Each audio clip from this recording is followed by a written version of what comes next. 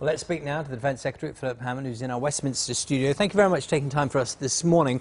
Could you detail for us how you see British forces' involvement in Libya going forward?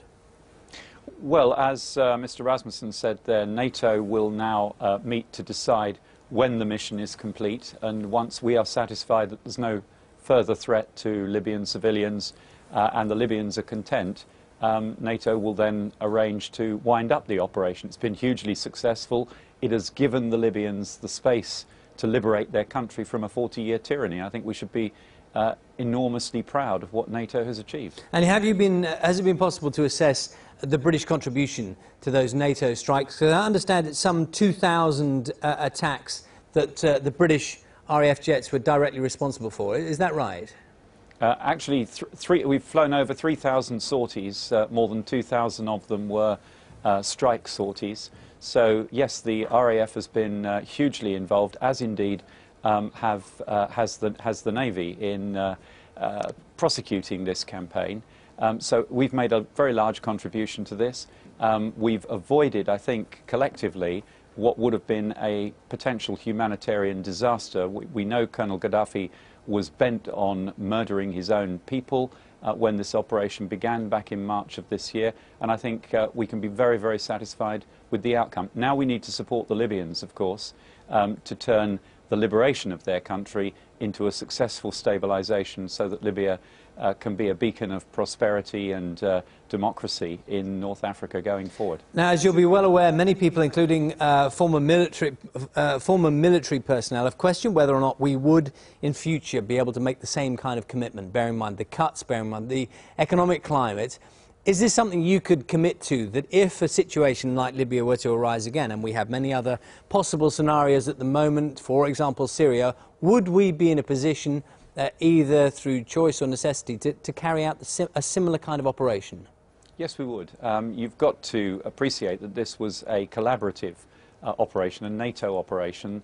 There were 17 countries involved in the coalition that prosecuted this campaign, and I think it's been a vindication of the way NATO works. Britain has provided a large component of that activity, but we've done it with our allies. We've worked together, and we have defeated this tyrant and allowed the Libyan people to liberate their country.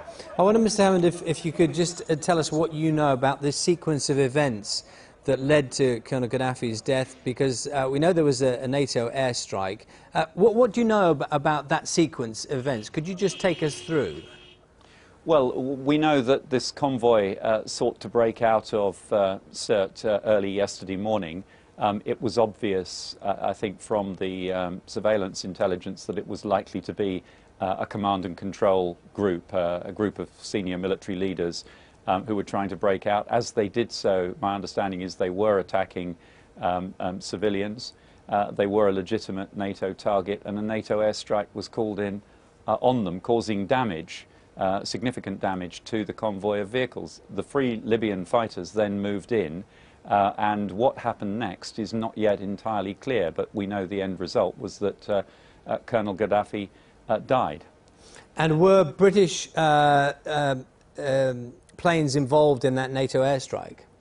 They were not directly involved in the strike on the convoy. There were Royal Air Force planes in the air at the time, but the aircraft that were called in to make that strike were not British aircraft. So, sorry, could you clarify? They were in the air at the time in that area? They were involved in reconnaissance? What was their role at that point? There were British aircraft in the air over Libya at the time, but the aircraft that were actually called in for that strike were not British.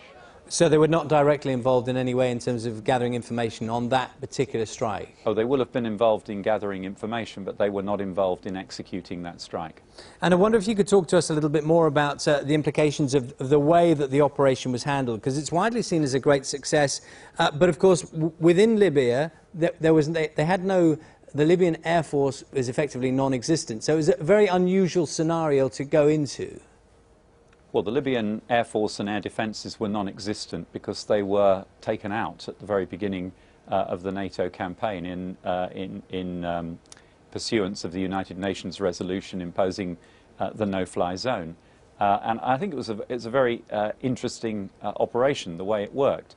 NATO provided effectively an umbrella under which the Libyan people were able to resolve their issues. This was a spontaneous rising of Libyan people to liberate their country from this 40-year tyranny, which has now come 6 months later to a successful conclusion. And I think from our point of view in the UK, a moment when we can and should remember the very many British victims of Colonel Gaddafi's 40-year rule. And can I just ask you about, looking forward now, many people very concerned about the military factions within Libya, those groups that have possibly amassed weapons themselves, who think they deserve one slice of the pie and others deserve another. How worried are you about possibly there being more problems in the future, that may be military clashes between those who previously were united in wanting to get rid of Gaddafi?